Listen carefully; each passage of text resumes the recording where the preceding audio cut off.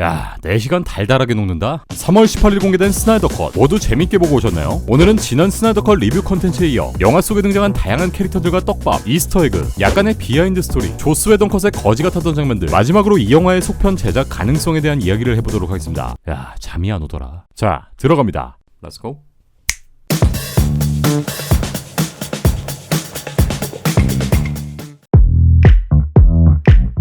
모두를 소리벗고 팬티 지르게 만들었던 에필로그의 장면, 바로 나이트메어 세계관에서 배트맨과 대면한 조커의 모습이 등장합니다. 사실 이전에 공개되었던 예고편에서 조커는 We live in a society. 라는 대사를 내뱉기도 했는데 정작 영화 속에서는 이 대사가 등장하지 않았죠. 사실 이 대사는 자레드 레토가 애드립으로 꺼낸 대사였고, 실제 이 대사는 미국에서 압도적인 인기를 보였던 밈이기도 합니다.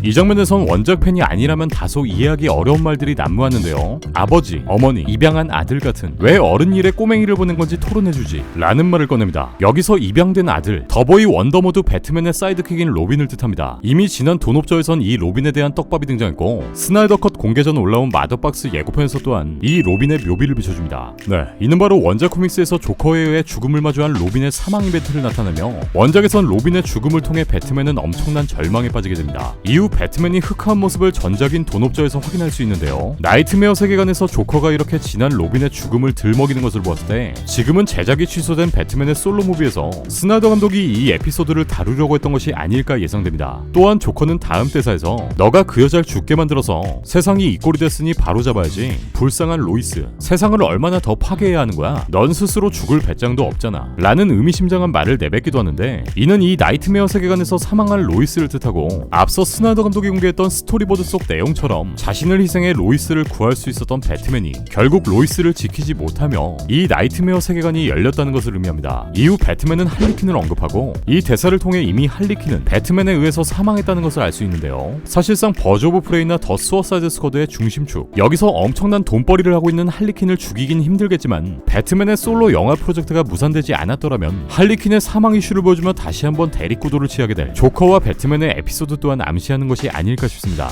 이번 작품에서 블랙 슈트를 입고 다시 부활한 슈퍼맨은 사실 이번 작품에서 병지 컷을 하고 등장할 뻔했습니다. 스나이더 감독은 원작 코믹스 속 병지 컷을 하고 블랙 슈트를 입은 이 슈퍼맨을 구현하려 했으나 결국 이렇다 할 방법을 찾지 못해 블랙 슈트만 반영했다고 하는데요. 이 블랙 슈트는 원작 에피소드에서 아주 유서 깊은 아이템으로 등장하고, 태양 에너지를 흡수하며 초인적인 힘을 발휘하는 크립토닌의 특성, 여기에 태양 에너지 흡수율을 높여주는 블랙 슈트 조합을 통해 그야말로 손 하나 까딱 안 하고 스테파놀프를 접해는 버프 상태의 슈퍼맨을 보여줍니다. 영화의 중간은 로이스 레인의 임신 떡밥을 암시하는 테스터기를 보여줍니다. 이는 슈퍼맨의 아이일 텐데요.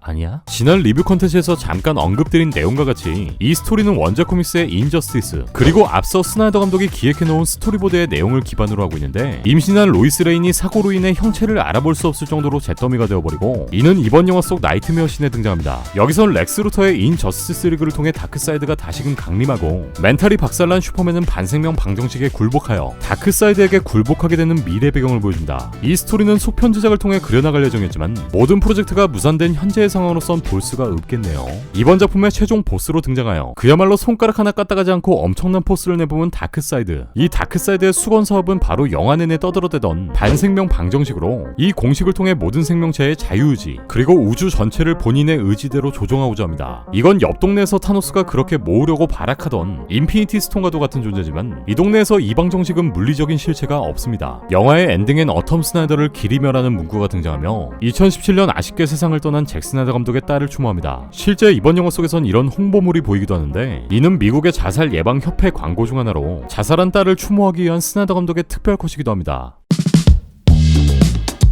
지난 2월에 소개드렸던 스나이더 컷 예고편 리뷰엔 이번 영화 속에 등장한 데사드, 그리고 그레니 굿니스에 대한 설명을 드린 바 있었죠. 데사드는 다크사이드의 충실한 부하 중 한 명으로 아포칼립스의 대표적인 책사이자 과학자입니다. 고문을 주특기로 하는 이 캐릭터는 이번 영화에서 다크사이드의 오른팔로 등장하고요. 반면 말 한마디 없이 엄청난 포스를 뿜는 그레니 굿니스, 이 아줌마 또한 다크사이드의 호위병들인 피메일 퓨리지를 통솔하는 지도자로 원작 코믹스에선 보기보다 훨씬 악랄한 모습을 보입니다. 마찬가지로 전작에서 통편집을 당했던 라이언체, 사망한 사일러스 스톤의 빈자리를 메꾸는 스타랩스 소속의 박사로, 원작 코믹스에서 이 캐릭터는 아톰이라는 DC의 히어로가 되고 옆 동네 앤트맨과 같이 크기 조절을 하는 능력을 가지고 있습니다.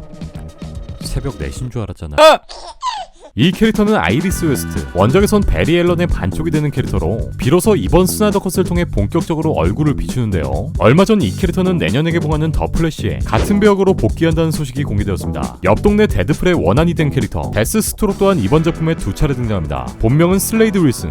겉보기엔 좀 허세 넘치는 캐릭터로 보이지만 사실 얘는 울버린과 같은 힐링 팩터 능력 그리고 엄청난 격투 실력을 포함하여 천재적인 전술을 이용하는 용병이기도 합니다. 네, 이 아저씨는 사실 샘 스파에 등장한 그 플래시 배우 조 맹거넬로고요. 이번 작품에서 엄청난 씬스틸러로 등장한 마산아재 마샤 맨헌터 또한 여러 차례 모습을 보였죠. 마산 남자의 본명은 존 존스, 최후의 크립토닌인 슈퍼맨과 같이 최후의 녹색 화성인이고요. 원작에선 화성이 멸망하면서 지구로 피신한 최후의 화성인입니다. 이번 작품을 통해 전작인 맨 오브 스틸, 여기에 등장한 수완익 중장이 마샤 맨헌터였던 것으로 드러났고 재촬영된 에필로그 장면에서 확인할 수 있었던 것처럼 다크사이드의 침공을 대비하고 이렇게 저스티스 리그에 합류하며 다크사이드와 대립할 것으로 보였지만 속편이 나와야지.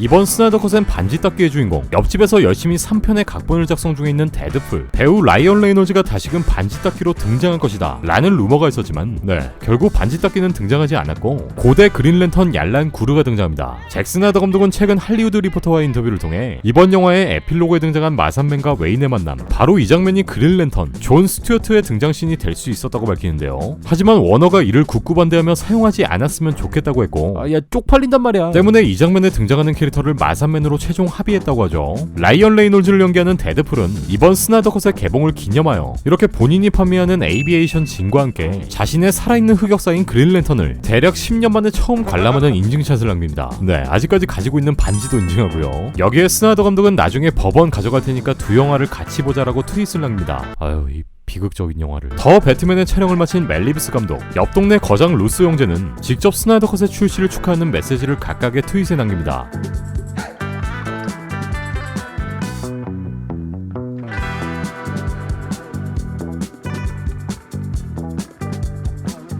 또한 현재 슈퍼맨으로 마음고생 꽤나 하고 있는 헨리 카빌 또한 이렇게 축하 메시지를 올립니다.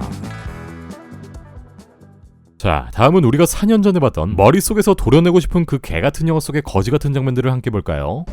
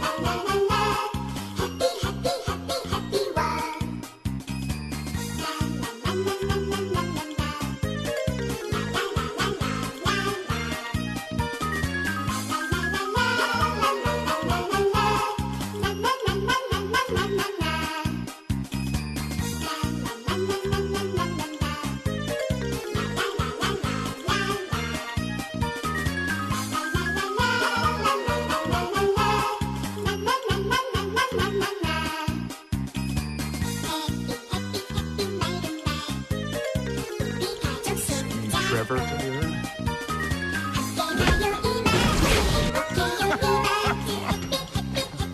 Man, my toes hurt. I don't even understand the physics of how my toes hurt.